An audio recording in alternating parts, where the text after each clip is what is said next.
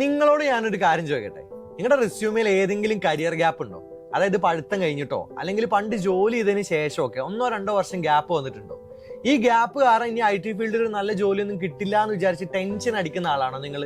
സത്യം പറയാലോ, പണ്ട് അങ്ങനെ ആയിരുന്നു. ഈ ഗ്യാപ്പ് കണ്ടാൽ തന്നെ HR-മാർ റെസ്യൂമെ മാറ്റി വയ്ക്കായിരുന്നു.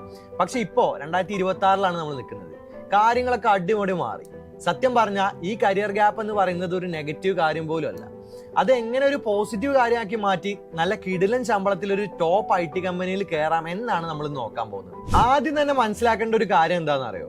ഇപ്പോഴത്തെ കമ്പനികളിൽ ആളുകൾ റെസ്യൂമെ സ്ക്രീൻ ചെയ്യുന്നത് മിക്കവാറും AI ടൂളുകൾ ഉപയോഗിച്ചിട്ടായിരിക്കും. ഈ ടൂളുകൾക്ക് നിങ്ങളുടെ എക്സ്പീരിയൻസ് ഗ്യാപ്പ് കണ്ടുപിടിക്കാൻ വലിയ താല്പര്യമൊന്നും ഉണ്ടാവില്ല. അവർക്ക് വേണ്ടത് നിങ്ങൾക്ക് പണി അറിയോ എന്നുള്ളതാണ്, അതായത് നിങ്ങളുടെ സ്കിൽസ്. അതുകൊണ്ട് തന്നെ ഈ കരിയർ ഗ്യാപ്പ് എന്നൊക്കെ പറഞ്ഞ് സങ്കടപ്പെട്ടിരിക്കാതെ അതിനൊരു ബ്രേക്ക് ആയിട്ട് കാണാം. ഹെൽത്ത് ഇഷ്യൂസ് കൊണ്ടോ ഫാമിലി മാറ്റേഴ്സ് കൊണ്ടോ ഒക്കെ ചിലപ്പോൾ ബ്രേക്ക് എടുക്കേണ്ടി വരും. അതൊക്കെ സ്വാഭാവികമല്ലേ? പക്ഷെ അപ്പൊ നിങ്ങൾ വിചാരിക്കും ശരിയാണ്, പക്ഷെ ഞാൻ വീട്ടിലിരുന്ന് കുറെ കാര്യങ്ങൾ പഠിച്ചു എന്നൊക്കെ പറഞ്ഞു കഴിഞ്ഞാൽ അവർ വിശ്വസിക്കുമോ? ഇല്ല, ആരും വിശ്വസിക്കില്ല.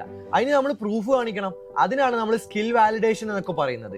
അതായത് ഇപ്പോഴത്തെ ലേറ്റസ്റ്റ് ആയിട്ടുള്ള AI അല്ലെങ്കിൽ ക്ലൗഡ് പോലത്തെ ഒരു 3 ടെക്നോളജികൾ നിങ്ങൾ സെലക്ട് ചെയ്യുക, അതിൽ നന്നായിട്ട് പഠിക്കുക, എന്നിട്ട് അതിൽ കുറച്ച് പ്രോജക്റ്റുകൾ ചെയ്ത് നിങ്ങളുടെ ഗിറ്റബിൽ പബ്ലിക് ആയിട്ട് ഇടുക. അല്ലെങ്കിൽ നിങ്ങൾ മീഡിയം പോലത്തെ പ്ലാറ്റ്ഫോമുകൾ പോയിട്ട് അതിനെക്കുറിച്ച് കുറച്ച് ആർട്ടിക്കിൾസ് എഴുതുക. വെറുതെ കുറച്ച് സർട്ടിഫിക്കറ്റ് ഒക്കെ കാണിക്കുന്നതിന് പകരം നമുക്ക് ഇന്റർവ്യൂ സമയത്ത് ഞാൻ ബ്രേക്ക് എടുത്ത സമയത്ത് ഞാൻ വീട്ടിലിരുന്ന് ചെയ്ത കുറച്ച് പ്രോജക്റ്റുകളാണ് ഇത് എന്നൊക്കെ പറഞ്ഞ് ഇത് കാണിക്കാൻ ഇതൊരു നല്ലൊരു പോർട്ട്ഫോളിയോ ഉണ്ടാക്കി വയ്ക്കുക. ഇതൊക്കെ കണ്ടു കഴിഞ്ഞാൽ ഏത് കമ്പനി നിങ്ങളെ വിളിക്കും, അത് ഗ്യാരണ്ടിയാണ്.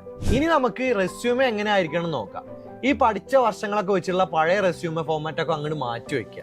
എന്നിട്ട് നമ്മൾ പഠിച്ച പുതിയ സ്കില്ലുകളും നമ്മൾ ചെയ്ത പ്രോജക്റ്റുകളും ഏറ്റവും മുകളിൽ ഹൈലൈറ്റ് ചെയ്ത് വെക്കുന്ന രീതിയിലുള്ള പുതിയ റെസ്യൂമെ മോഡൽ ഉണ്ടാക്കുക. പിന്നെ ആ ജോലി ചെയ്യാതിരുന്ന സമയത്ത് നിങ്ങൾ എടുത്ത കോഴ്സുകൾ ഏതൊക്കെയാണ്, ചെയ്ത പ്രോജക്റ്റുകൾ എന്തൊക്കെയാണ്, അതൊക്കെ അതിൽ വ്യക്തമായിട്ട് കാണിക്കണം. ഇനി ഇതിലെ ഏറ്റവും വലിയ കടമ്പ ഇന്റർവ്യൂ ആണ്. ഇന്റർവ്യൂ ബോർഡിന്റെ മുന്നിൽ ചെന്നിരിക്കുമ്പോൾ അവർ ഉറപ്പായിട്ട് ചോദിക്കും, നിങ്ങൾക്ക് ഇത്രയും കരിയർ ഗ്യാപ്പ് ഉണ്ടായിരുന്നല്ലോ, എന്താ കാര്യം എന്നുള്ളത്. അപ്പോൾ അവിടെ നമ്മൾ പതറരുത്, തല കുനിച്ചിരുന്ന് അത് പിന്നെ എനിക്ക് ജോലി കിട്ടിയില്ല ഇങ്ങനെയൊന്നും പറയാൻ നിൽക്കരുത്. വളരെ കോൺഫിഡന്റ് ആയിട്ട് പറയണം, അതെ എനിക്ക് കുറച്ച് പേഴ്സണൽ ആവശ്യങ്ങൾ ഉണ്ടായതുകൊണ്ട് ഞാനൊരു ബ്രേക്ക് എടുത്താണ്. പക്ഷെ ആ സമയത്ത് ഞാൻ വെറുതെ ഇരിക്കായിരുന്നില്ല, ഞാൻ പുതിയ ക്ലൗഡ് ആർക്കിടെക്ചറും AI ഒക്കെ പഠിക്കുകയായിരുന്നു.